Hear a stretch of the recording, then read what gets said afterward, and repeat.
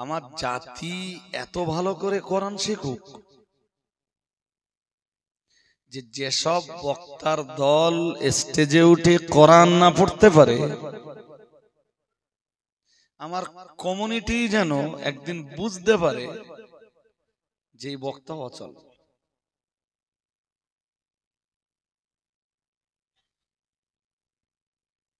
আর আপনি বুঝতে পারবেন,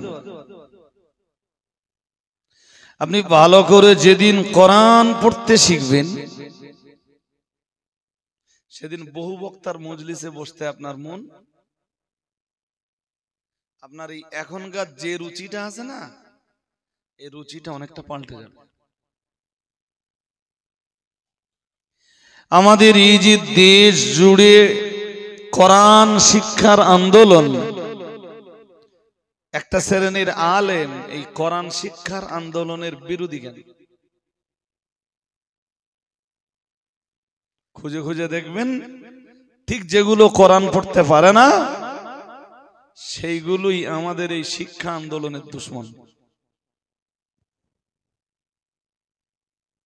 হ্যাঁ না কিছু বলছেন না? হ্যাঁ, তারা জানে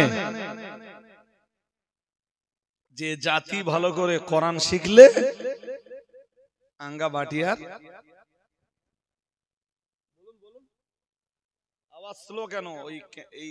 এই মোবাইল যেগুলো লাইভ চলছে, লাইভ টেলিকাস্টে যেগুলো আছে, এগুলো আপনাদের সাউন্ডও টানুক, যে শ্রোতাও বুঝছে কথা।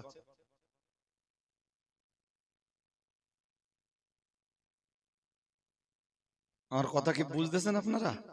আপনাদের সাউন্ড ও টানবে, কথা বলতে হবে, আপনাদের ফিডব্যাক ভালো হতে হবে। আমি ভুল বললে অন্ধের মতো আমার নামে জিন্দাবাদ দেবেন না। আমি অনীতিতে বিশ্বাসী না যে আমি ভুল বলবো আর সেটাও আপনি জিন্দাবাদ দেবেন। অনীতিতে আমরা কেউ বিশ্বাসী না। বিশ্বাসী এইটাই যে মানুষ আমিও, ভুল আমারও হতে পারে,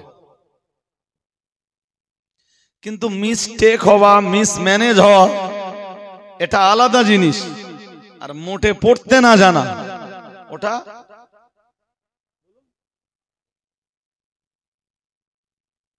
আমার কমিউনিটিকে বলবো যে যে কোনো মূল্যে হোক আপনাকে সিদ্ধান্ত নিতে হবে যে আমি কোরআন শিখব।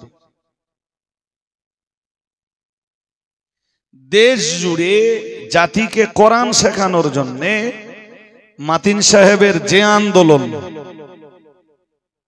সারা বাংলা জুড়ে মাতিন সাহেবের জোড়া সেকেন্ড কোনো ম্যান নেই। যে লোকটা সকালবেলা ওঠে আর সারাদিন টোটো টোটো করে ঘুরে বেড়ায়, আমার জাতিকে কি করে কোরআন শেখাবো?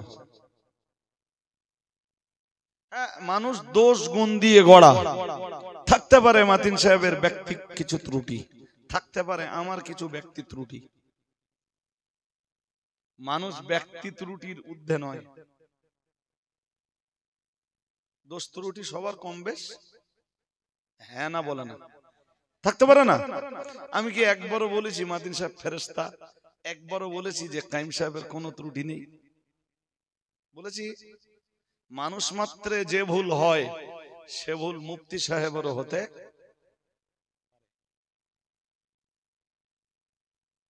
ভুলের ঊর্ধ্বে তো ছিলেন রাহমাতুল লিল আলামিন, ইমামুল মুত্তাকিন, সাইয়্যিদুল মুরসালিন, শাফিউল মুযনিবিন, মুহাম্মাদুর রাসূলুল্লাহ সাল্লাল্লাহু আলাইহি ওয়াসাল্লাম।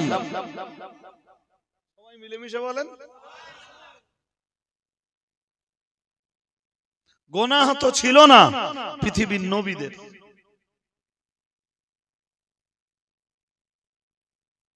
কিন্তু আমরা যে ক্যাটাগরির মানুষ, আমাদের তো কিছু ভুল হয়ে যাওয়াটা, ভাই এর ভিতর দিয়ে তো চেষ্টা করতে হবে যে জাতির জন্য যতটা দিতে পারি। এবারে ৬৬টা মেয়ে খাদিজা থেকে মৌলানা হয়েছে, বোধহয় আপনাদের লক্ষণ কাঠিরও একটা দুটো ছিল, মনে হয় ছিল, লিস্টে দেখছিলাম। আমি আর ভাই সময় দিতে পারি কতক্ষণ, তবে এটা জানবেন খাদিজার প্রত্যেকটা খবর আমার আপডেট থাকে।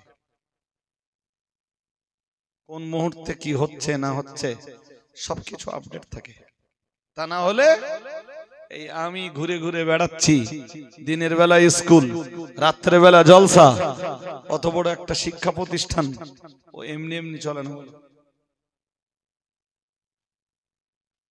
আমার অগোচরে একটা কারোর কিছু করবার নেই, ওখানে কিছু করতে হলে আমাকে বলতে হবে। এবারে ৬৬টা মেয়ে মৌলানা হয়েছে খাদিজা থেকে। বুখারীর দার্স নিয়েছে তারা, তিরমিজির দার্স নিয়েছে, মুসলিমের দার্স নিয়েছে, আবু দাউদের দার্স নিয়েছে, ইবনে মাজাহ শরীফের দার্স নিয়েছে, নাসাই শরীফের দার্স নিয়েছে, মুয়াত্তা মালিকের দার্স নিয়েছে, মুসনাদে আহমদের দার্স নিয়েছে, জি শরহ মাআনিল আসারের দার্স নিয়েছে। এতগুলো হাদিসের কিতাবের দার্স নিয়ে ৬৬টা মেয়ে ফারেগাত হয়েছে। তাতে এক শ্রেণীর মোল্লা ফতোয়া দিচ্ছে যেসব হারাম হয়ে যাচ্ছে। কারা দিচ্ছে বলেন দিন? আমি এ পর্যন্ত একটাও খুঁজে পাইনি যে দক্ষ কোনো আলেম, কোরআন হাদিস বুঝবার মতো উপযুক্ত কোনো আলেম হারাম ফতোয়া দিয়েছে, একটাও খুঁজে পাইনি। ঠিক দেখছি ফতোয়াবাজি করছে সেইগুলো যেগুলো কোরআন শরীফও পড়তে পারে। ওদের ভয় এটাই যে আমরা যা কোরআন শরীফ পড়ি, মজলিসে বসা শ্রোতা তো বহু দূরের কথা, আগামী দিন রান্নাঘরের মেয়েরাও আমাদের ভুল ধরবে। হ্যাঁ না বলবেন তো? হ্যাঁ, ওদের আতঙ্ক এই জায়গায় যে রান্নাঘরের মেয়েরাও বলবে যে তোমরা এইসব বক্তার অশোনো, এইসব জিনিস স্টেজে তোলো, দাবাত করে আর তাদের পয়সা দাও। যারা কোরআন পড়তে জানে না, যারা একটা হাদিস সোজা করে পড়তে জানে না,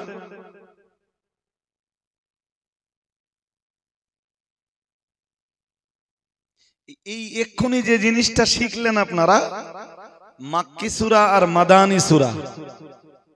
মাক্কি সূরা আর হয়তো স্টেজে বসে অজ করা বহু হুজুরকে জিজ্ঞেস করলে কি,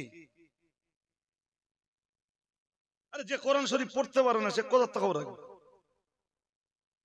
কিছু বাংলা বই পড়ে আর ওই মাইকের আওয়াজ শুনে শুনে তারা হুজুর হয়েছে।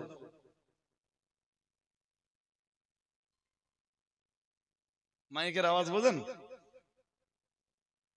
অনেক আগে এসে শুয়েছিল, আগের একটা বক্তা কি একটা ঘটনা বলছিল, ওইটা শুনে নেছে, শুনে আবার ও দক্ষিণ চব্বিশ পরগনার এক জলসায় যে ওইটা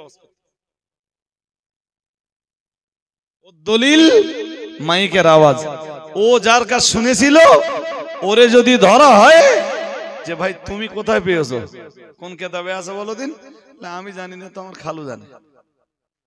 আর খালু একদিন অস করতে হলো, ওর খালু যে ধরেন জিজ্ঞেস করেন যে ভাই তুমি কোন কেতাবে পেয়েছো, ওর খালু বলবে আমি তো জানি না, আমার দুলা ভাই একটা মৌলবী মতন, সে একদিন অস করতে হলো। ওর আবার দুলাভাই যে ধরেন, ওর দুলাভাই বলবে আমি তো ভাই ভালো জানি না, দলিল আমার কাছে নেই। আমার শালাবাবু একদিন অস করতে হলো এটা। ও শালাবাবু যে আবার ধরেন, ও শালাবাবু জিজ্ঞেস করলে বলবে আমি জানি না, আমার মসজিদের ইমাম সাহেব একদিন মেম্বারে দেখি শুক্রবারে এই ঘটনা বলতো। এই হচ্ছে আর দলিল।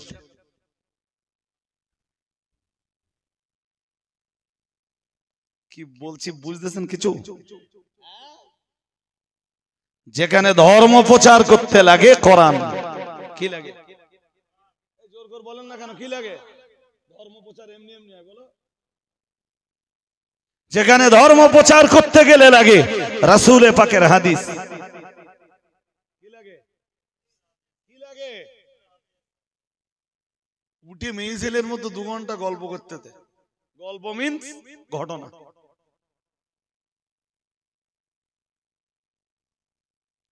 বললে রজব আলী সাহেবরা খারাপ।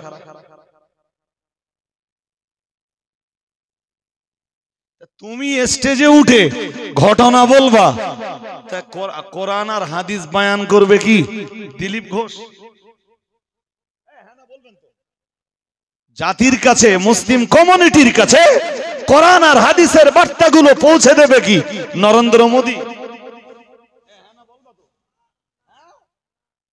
তুমি স্টেজে 2 ঘন্টা টাইম পেয়েছো, মুসলিমরা বসে আছে, কোরআন হাদিস বাদ দিয়ে অন্য কথা কিছু।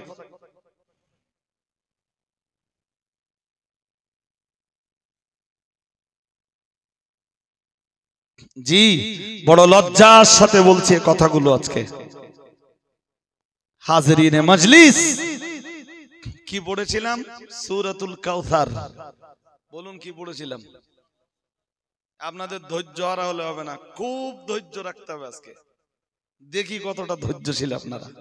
লক্ষণকাঠির মানুষের ঘুম পাচ্ছে নাকি? মাথা নিচু করলে চলবে না, চাঙ্গা থাকতে হবে। এবার যদি বলেন হুজুর এই যে কথাগুলো বললেন এর দলিল দেন, আই এম রেডি। আমি প্রত্যেকটা কথার দলিল দিতে পারবো ইনশাআল্লাহ। বলেন।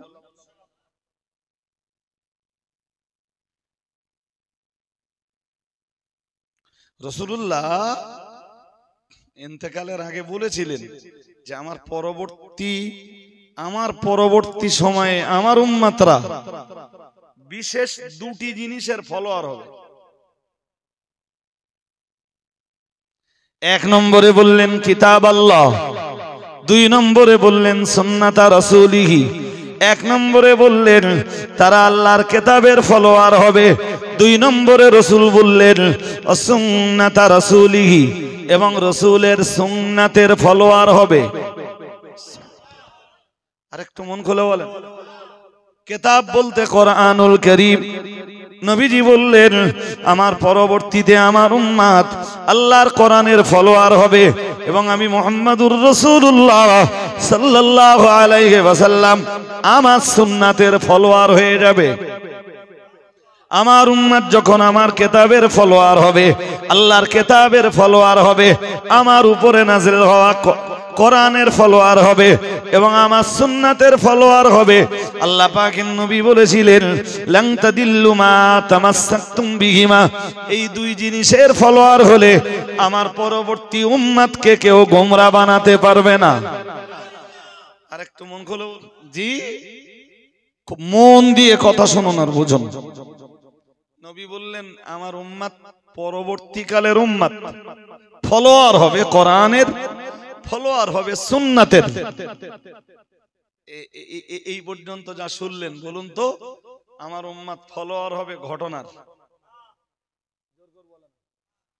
আমার উম্মত ফলোয়ার হবে জীবনী।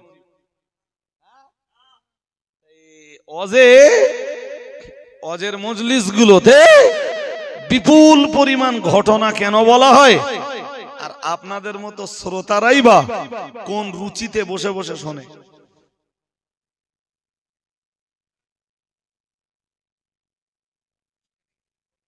একবার বসে না থেকে কোন চাচা বলেছে মাওলানা তো নেই, দরকার নেই তো রাত 2টো পর্যন্ত করার। 8টা থেকে 10টা 2 ঘন্টা অশ্বনে বাড়ি চলে যাবে, একদম দরকার নেই। আরে কোন মৌলানা বলেছে? আমি কোন মৌলানারে টার্গেট করে বলছি না।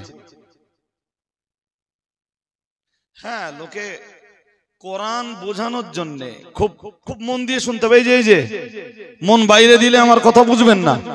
কোরআন বোঝানোর জন্য 5 মিনিট 7 মিনিট 10 মিনিটের জন্য মনে করুন খাজা বাবা মুঈনুদ্দিন চিশতি আজমিরি সানজারি হুজুরের জীবনের একটা দিক তুলে ধরার দরকার, ঠিক আছে? আমি বলো পুরো জীবনী ঘটনার বিরোধী নই, এরকমটা ভাবলে হবে না।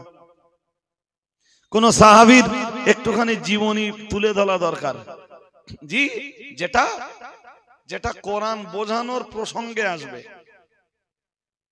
ওটা তো আমরাও করি, কিন্তু আপনি বলুন 2 ঘন্টা টাইম, 2 ঘন্টাই খাজা আজমিরির জীবনী বলতে বলতে 2 ঘন্টা শেষ।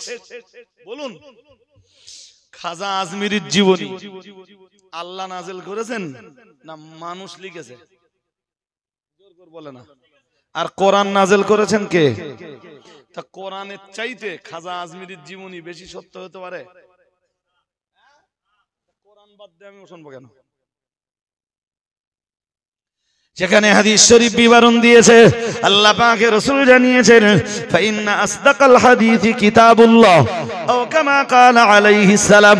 প্রিয় নবী মুহাম্মদুর রাসূলুল্লাহ সাল্লাল্লাহু আলাইহি ওয়াসাল্লাম নিজেই যেখানে জানিয়েছেন, ও আমার সাহাবীরা মনে রাখো, আমি মুহাম্মদুর রাসূলুল্লাহ সাল্লাল্লাহু আলাইহি ওয়াসাল্লাম বলছি, ফাইন্না আসদাকাল হাদিসি কিতাবুল্লাহ, সব চাইতে বেশি সত্য কথা হলো কোরআনের কথা।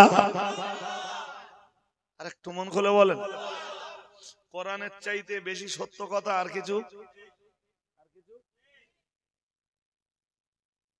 আচ্ছা, আমি এখন যদি বলি যে কোরআন যতটা সত্য কথা, কাইম সাহেবের লেখা বই সেইরাম সত্যি কথা, মানবেন? এই জিনিস শুরু হয়ে গেছে অলরেডি বলা। কথা বুঝেননি? কি বলতে জানেন? বলতে অমুক হুজুরির কিতাব সব নির্ভুল, কোনো ভুল নেই। নাউজুবিল্লাহ বলেন। আরে বাবা, নির্ভুল কিতাব তো একমাত্র কোরআন।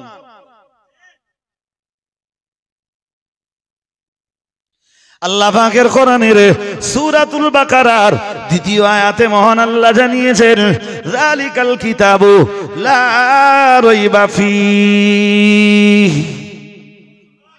মাইকলা নেই?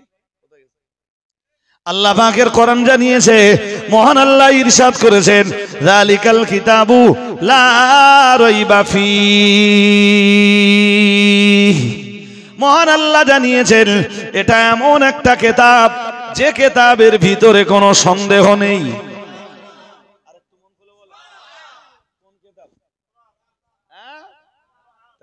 পৃথিবীর সেকেন্ড কোন কিতাবকে যদি কোরআনের সাথে তালি করা হয়, আপনারা মানবেন? সে যে হুজুরের লেখা হয়। মুহাদ্দিসরা ইমাম বুখারীর সহিহ বুখারীকে তাই সমালোচনা করতে কম করেনি।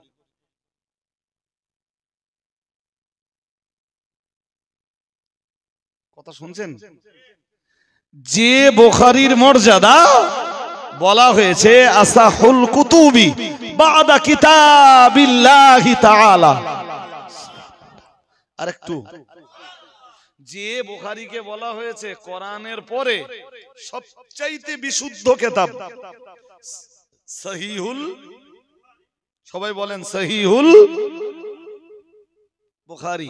আমি বলছি রাসূলের হাদিস সত্য, কিন্তু হাদিস যারা বর্ণনা করেছেন, কোন বর্ণনাকারীর উপরে কিছু সন্দেহ তো থেকেই যায়। দুর্নাম করে কি করব? তাহলে কি বলছিলাম বলেন তো?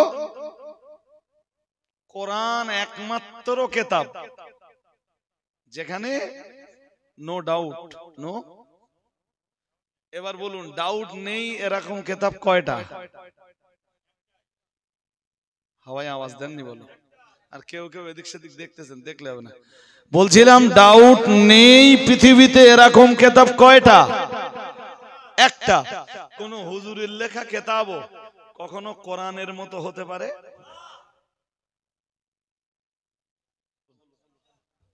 হাজরিনে মজলিস, অথচ আজকের কিছু অযোগ্য, অদক্ষ, হ্যাঁ, জাহেল, লামালুম, না জানা মৌলবীতে এরকমটা বলছে যে নির্ভুল কিতাব অমুক হুজুরির কিতাব।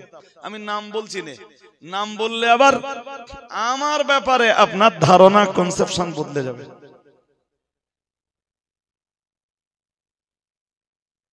জি, আমি শুধু একটা কথা আপনাকে বলছি, একটা কথা বলছি, সেটা হলো কোরআন একমাত্র কিতাব, there is no doubt। সুবহানাল্লাহ বলেন। আর একটু মন খুলে বলুন।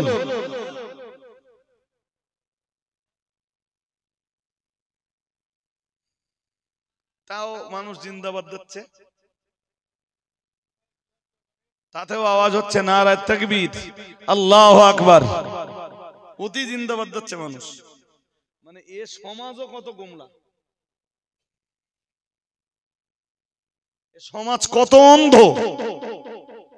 জি, মাঝে মাঝে আমারও অবাক লাগে।